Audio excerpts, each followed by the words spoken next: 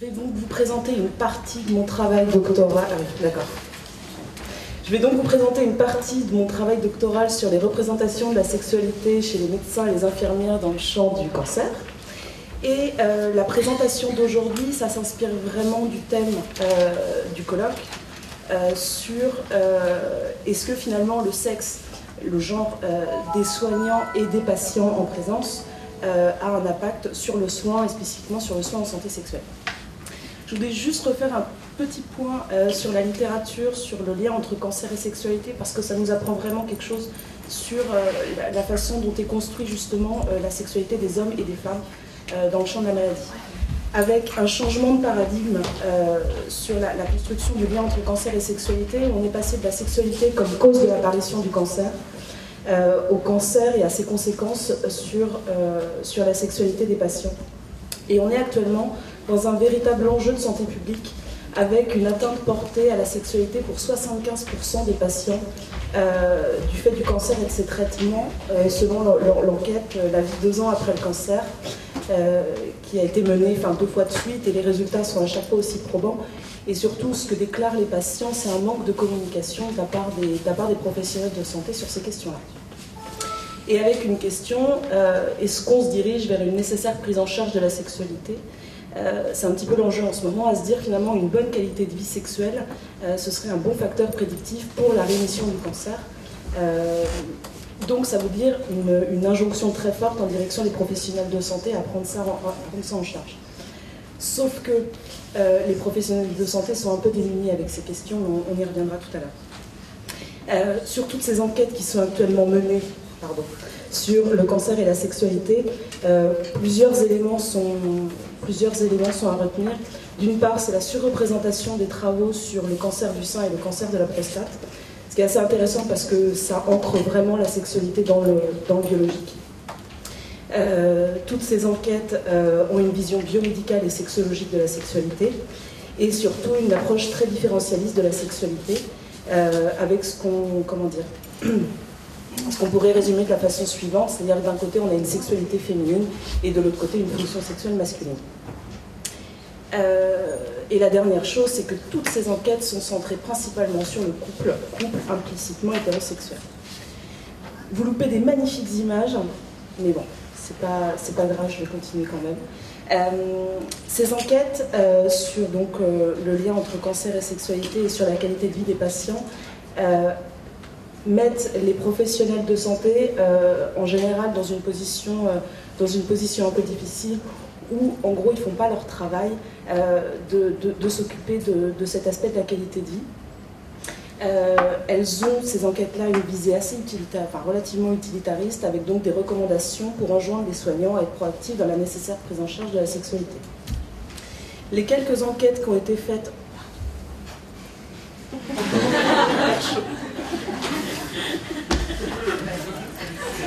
Donc, les quelques enquêtes. Merci.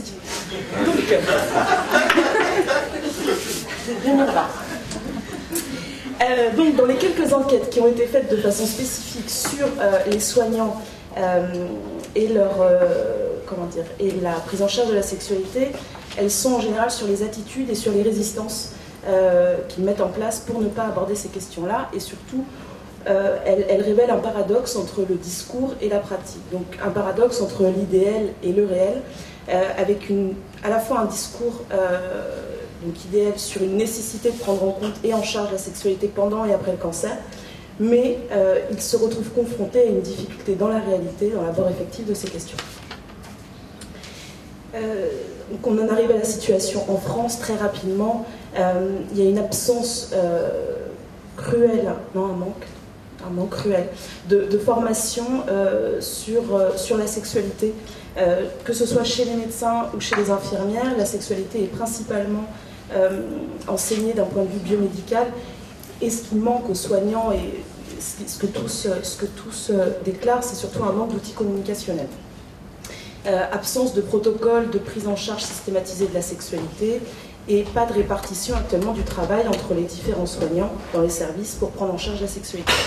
Ce Ce qui m'amène donc à la question de quelles ressources et compétences utilisent les médecins et les infirmières pour faire face à l'irruption de la sexualité dans la relation de soins. Et est-ce que les réponses apportées par les professionnels de santé en cancérologie se construisent différemment selon le sexe de leurs patients, mais également selon leur sexe? Rapidement sur la méthodologie, donc il s'agit d'une enquête qualitative avec des entretiens semi-directifs analysés à l'aune de la théorie des scripts de la sexualité de Gagnon et Simon. On a une trentaine d'enquêtés avec 15 infirmières, 15 médecins, avec une diversité de services, de structures et des régions. Et donc aujourd'hui, comme le dit le titre de ma présentation, je vais axer surtout sur la compétence informelle liée au genre et sur la division sexuelle du travail entre infirmiers et médecins. Le premier élément d'éléments de discussion, c'est sur les scripts culturels généraux partagés par les médecins et par les infirmières. Là, dans les analyses, on retrouve assez peu de distinctions finalement entre les deux professions, avec une sexualité qui en général est associée au bien-être, avec des stéréotypes de genre très structurants dans leur discours sur la sexualité féminine et la fonction sexuelle masculine, des stéréotypes liés à l'âge qui mettent en opposition les personnes censées être jeunes et les personnes censées être âgées. Les personnes âgées ne sont pas censées avoir de sexualité, et pour certains, les personnes âgées commencent à 50 ans. Et évidemment, la situation relationnelle entre en ligne de compte, donc les personnes étant seules n'ont pas de sexualité, elles non plus. Ce qui nous intéresse, nous, plus particulièrement, c'est la variation des scripts subjectifs, c'est-à-dire comment chacun intègre et interprète les scripts culturels dominants. Et nous, ce qui nous a intéressé, c'est de travailler sur le sentiment de légitimité à aborder la sexualité.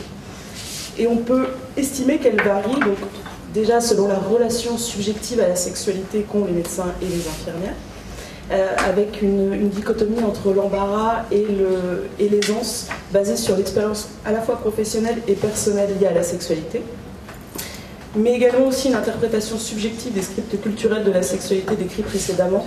Évidemment, même si ces scripts sont très structurants, on retrouve quand même des variations dans les discours. Et enfin, une interprétation subjective du rôle propre et des territoires professionnels. Et c'est là où on va commencer à avoir une distinction dans cette prise en charge entre les infirmières et les médecins, où les infirmières considéreraient plus volontiers la sexualité comme faisant partie intégrante des soins holistiques qui leur sont dévolus, alors qu'on va avoir un discours chez les médecins avec une sexualité comme faisant partie intégrante de la prise en charge médicale du cancer ou non. Et ça constitue une ligne de partage assez importante. Ensuite, on a la dimension des scripts interpersonnels qui, là, c'est plutôt la dimension comportementale, donc vraiment dans l'abord de la sexualité. Donc en l'absence de modèle de soins, la prise en charge effective de la sexualité va dépendre de l'intégration et de l'articulation des scripts culturels et subjectifs de la sexualité décrits précédemment. Mais là, un élément très important arrive et important à prendre en compte. C'est la relation établie avec les patients. Et là, on fait la supposition qu'elle est basée sur le genre à la fois des patients et des médecins et des infirmières. Et là, pareil, il y a une ligne de démarcation qui va se faire entre les médecins et les infirmières, où les infirmières vont être beaucoup plus en charge de l'aspect émotionnel de la sexualité, avec les questions sur l'estime de soi et les difficultés relationnelles dans le couple, et les médecins sur les aspects techniques de la sexualité, avec les dysfonctions sexuelles liées à des lésions organiques ou des traitements. Mais là, on pourrait dire que c'est une distinction finalement assez classique entre médecins et infirmières. Et ce qui est intéressant, c'est qu'elle repose vraiment sur l'intégration d'une certaine vision de la sexualité et surtout une ligne de démarcation très forte entre hommes et femmes. Donc les infirmières vont avoir une préférence claire et nette pour discuter de ces questions-là avec les femmes, mais je vais y revenir tout de suite après. Donc, à aborder la sexualité, est-ce une compétence informelle liée au genre? Et cette compétence informelle liée au genre, on peut la considérer comme un recours du genre en tant que ressource sociale et relationnelle importante. Là, on a un partage d'expérience, une symétrie qui participe à l'instauration d'une relation de confiance qui légitimerait la compétence et autoriserait à répondre aux questions, en l'occurrence des patientes s'agissant des infirmières et des hommes s'agissant des médecins. Et là, la mobilisation des stéréotypes de genre, particulièrement sur la question de la sexualité, structure l'abord de ces questions avec les patients et patientes. Et enfin, sur cette question de la division sexuelle du travail entre infirmiers et médecins, cette distinction, elle serait fondée sur, d'une part, la hiérarchie du travail soignant entre médecins et infirmières, l'interprétation des territoires et des rôles professionnels respectifs, le sentiment de légitimité professionnelle à aborder la sexualité, et enfin les assignations féminines et masculines traditionnellement associées aux professions infirmières et médicales. En conclusion... Non, encore 6 minutes. C'est pas vrai. C'est très rapide. C'est parce que j'avais pas les images. Non, mais c'est très bien. Je vais faire ma conclusion. Voilà. Si vous voulez bien. Donc, une nécessité de prendre en compte le genre à plusieurs niveaux d'analyse. D'une part, sur les stéréotypes associés à la sexualité féminine et masculine qui structurent les discours et la prise en charge, et participe à réifier l'idée d'une sexualité féminine différente d'une sexualité masculine. Et également la nécessité de prendre en compte les assignations de genre associées aux professions infirmières et médicales et la répartition des territoires professionnels qui interviennent dans la division du travail s'agissant de la prise en charge de la sexualité.